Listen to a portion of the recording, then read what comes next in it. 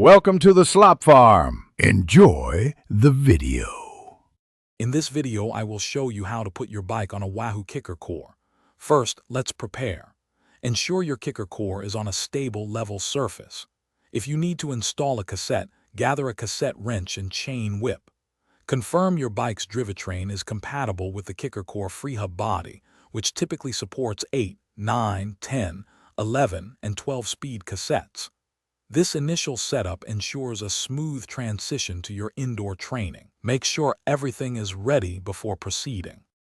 Next, we'll remove your bike's rear wheel. Begin by shifting your bike's gears into the smallest cog on the rear cassette. This makes it much easier to remove the wheel and later align the chain on the KICKR CORE. Now, open the quick-release skewer or loosen the through axle on your rear wheel. Carefully lift your bike and remove the rear wheel from the frame. Place it aside safely, perhaps in a wheel bag, to protect it during your indoor training sessions. Now let's mount your bike onto the KICKR CORE. Carefully align your bike's rear dropouts with the KICKR CORE axle. Gently lower the bike, ensuring the chain engages smoothly with the KICKR CORE cassette.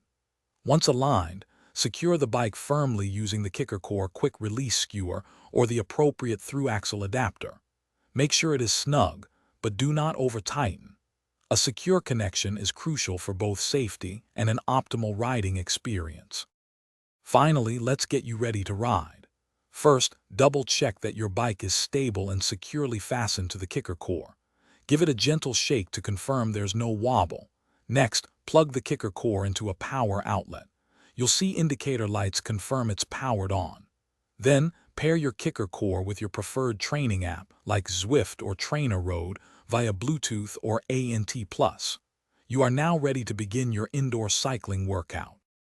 Thanks for watching. Consider subscribing if we helped you today.